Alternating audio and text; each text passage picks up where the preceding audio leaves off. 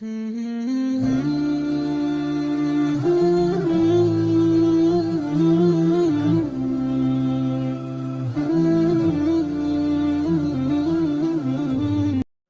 اللہ الرحمن الرحیم۔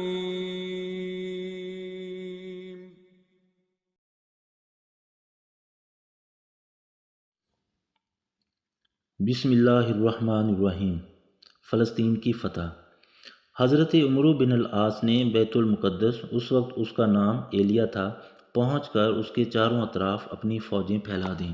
اسی دوران مسلمانوں کی باقی افواج کنسرین، حمص، انطاکیہ اور حلب وغیرہ کی فتوحات سے فارغ ہو کر حضرت ابو عبیدہ اور حضرت خالد بن ولید رضی اللہ عنہم بھی بیت المقدس پہنچ گئے۔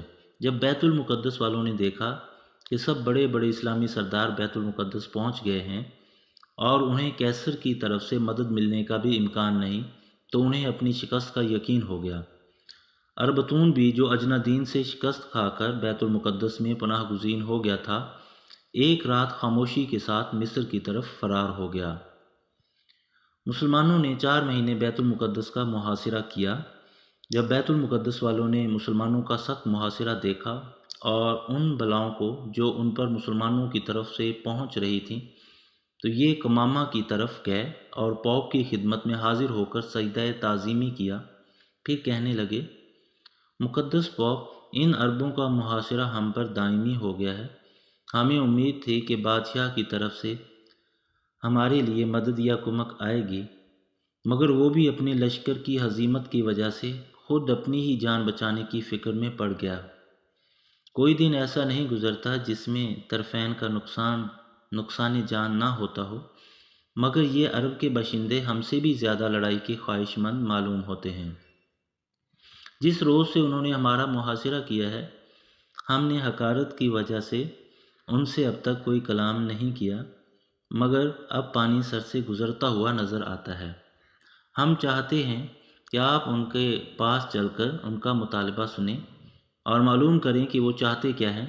اگر ان کا مطالبہ معمولی اور ماننے کے قابل ہو تو ان کے حسب خواہش ہم پورا کر دیں، اور اگر زیادہ کٹھن اور دشوار ہو یا عزت کے منافی ہو تو پھر دروازہ کھول کر ایک فیصلہ کن جنگ کر لیں، یا انہیں مار دیں یا خود کٹ مر جائیں۔ پوپ نے ان کی بات کو منظور کیا اور مسلمانوں کے پاس قاصد بھیج کر مسلمانوں کے سردار کو بلایا۔ حضرت ابو عبیدہ بن الجراح رضی اللہ عنہ ترجمان کو لے کر پوپ کے پاس پہنچ گئے۔ پوپ نے ترجمان کی وساطت سے کہا، آپ حضرات، ہم ارض مقدس والوں سے کیا چاہتے ہیں؟ یاد رکھو، یہ شہر نہایت مقدس ہے۔ جو بری نیت سے اس کی طرف آنکھ اٹھائے اور اس کو فتح کرنے کا قصد کرے تو سمجھ لو اللہ تعالیٰ بہت جلد اس پر غضب نازل کرنے والا ہے اور وہ عنقریب ہلاک ہو جائے گا۔ آپ نے فرمایا، ہاں، یہ شہر واقعی مقدس ہے، ہم اس کی شرافت و بزرگی سے خوب واقف ہیں۔ اسی شہر سے ہمارے آقا و مولا محمد صلی اللہ علیہ وآلہ وسلم اپنے پروردگار کے پاس آسمانوں میں تشریف لے گئے تھے۔ یہی شہر انبیاء علیہم السلام کا معدن ہے اور وصال حق کے بعد ان کا مسکن رہا ہے۔ ہمیں اس کا استحقاق تم سے زیادہ پہنچتا ہے۔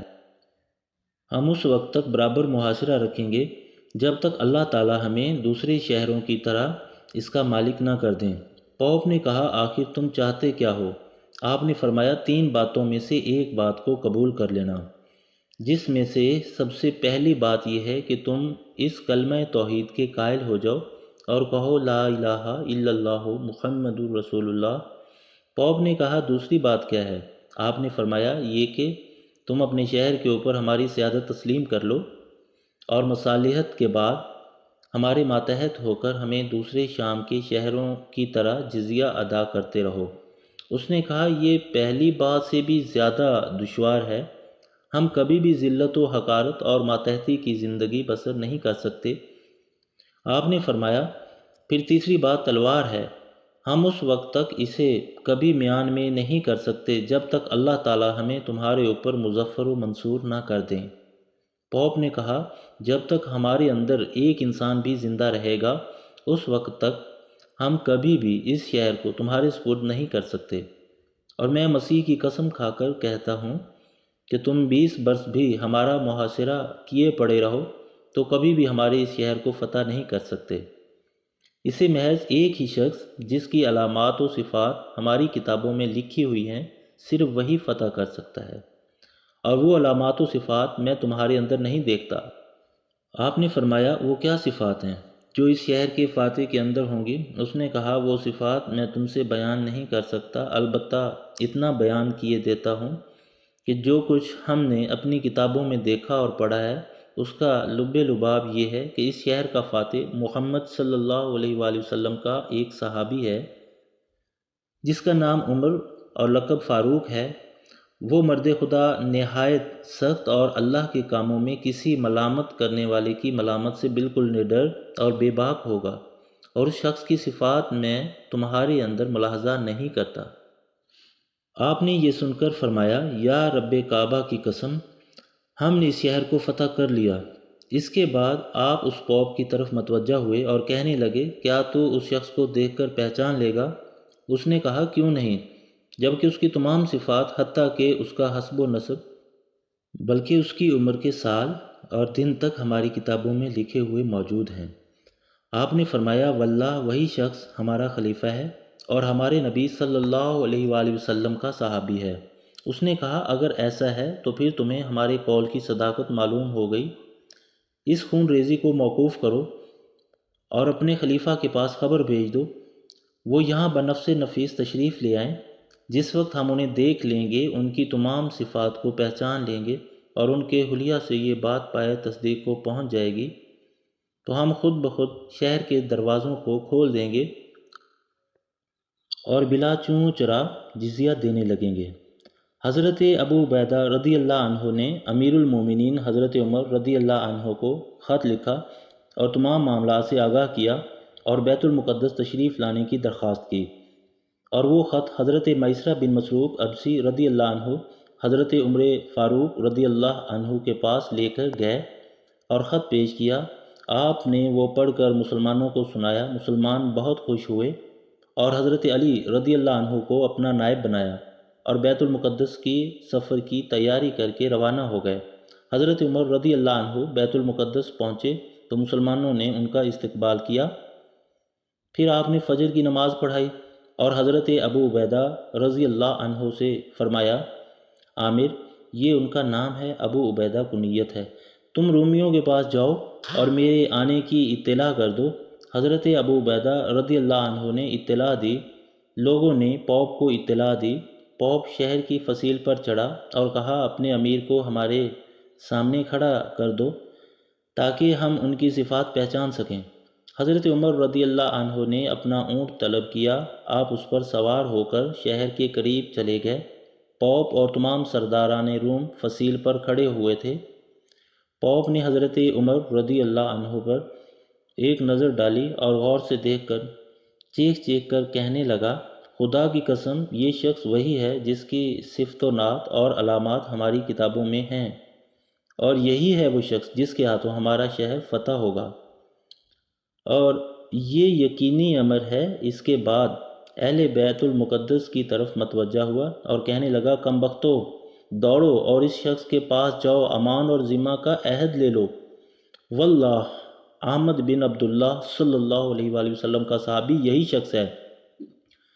یہ سنتے ہی رومی جن کی جان محاصرہ کی وجہ سے پہلے ہی تنگی میں تھی آپ کی طرف دوڑے، دروازہ کھولا اور آپ کے پاس آ کے عہد و میثاق اور ذمہ کی درخواست کر کے جزیہ کا اقرار کرنے لگے۔ امیر المومنین عمر بن خطاب رضی اللہ عنہ ان کی یہ حالت دیکھ کر بارگاہ خداوندی میں عجز و انکسار کر کے فرض عبدیت بجا لائے اور اونٹ کی پالان پر ہی سجدہ شکر میں گر پڑے۔ سر اٹھایا تو ان سے مخاطب ہو کے فرمانے لگے جیسا کہ تم نے درخواست کی ہے، اگر تم اسی پر جمے رہے اور ادائے جزیہ کا اقرار کیا تو تمہارے لیے ذمہ اور امان ہوگا۔ جاؤ اب اپنے شہر کی طرف لوٹ جاؤ۔ رومی اپنے گھروں کی طرف لوٹ گئے اور دروازہ کھلا چھوڑ دیا۔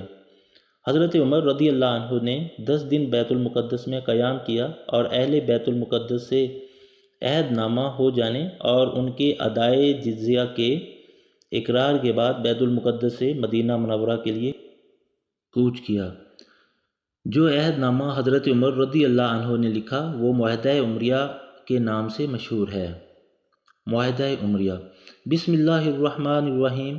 یہ وہ امان ہے جو اللہ کے بندے امیر المومنین عمر نے ایلیا کے لوگوں کو دی۔ یہ امان ان کی جان و مال، گرجا گھر، صلیب، تندرست، بیمار اور ان کے تمام مذہب والوں کے لیے ہے، اس طور پر کہ ان کے گرجاؤں میں نہ سکونت کی جائے گی، نہ وہ ڈھائے جائیں گے، نہ ان کو یا ان کے احاطے کو نقصان پہنچایا جائے گا، نہ ان کی صلیبوں اور ان کے مال میں کچھ کمی کی جائے گی۔ مذہب کے بارے میں ان پر جبر نہیں کیا جائے گا، نہ ان میں سے کسی کو نقصان پہنچایا جائے گا۔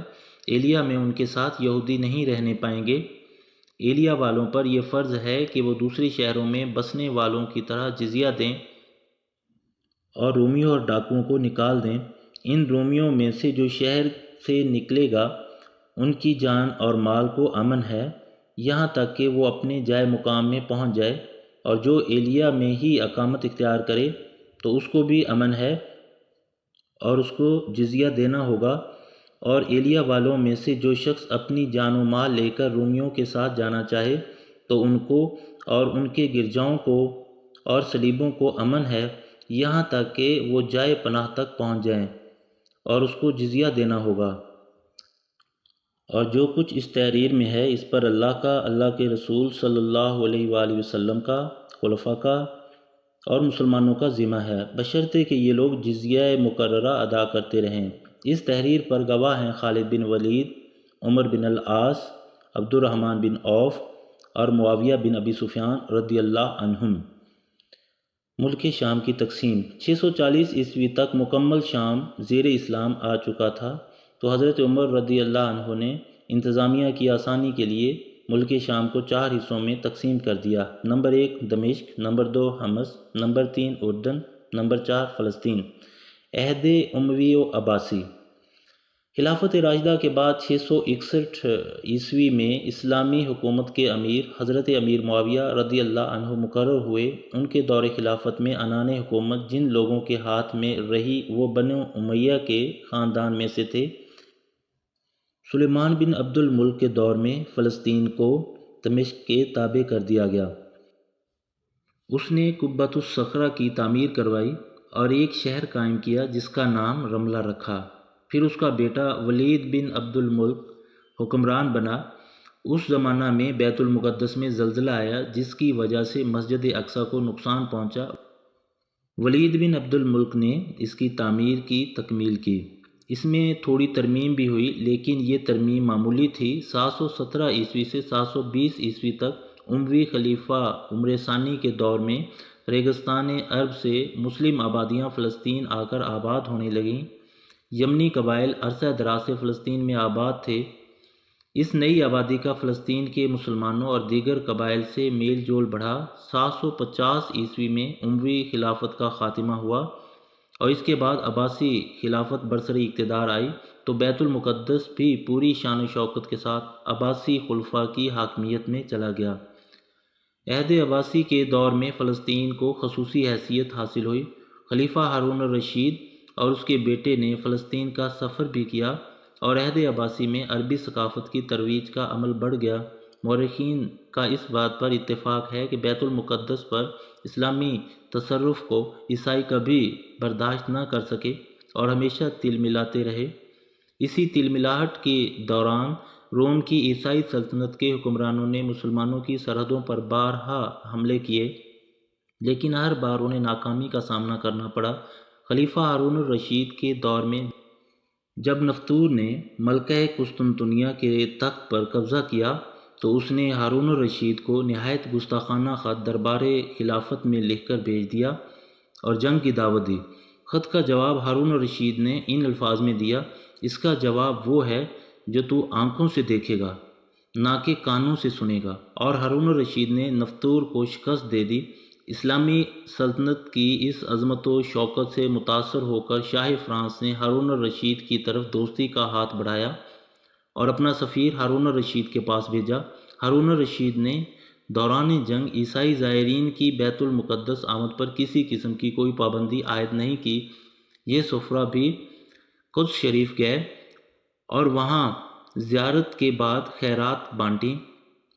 یہ واقعہ 880 عیسوی کا ہے۔ فلسطین 9ویں صدی عیسوی تک خلافت عباسیہ کے ماتحت رہا۔ طولونی عہد حکومت۔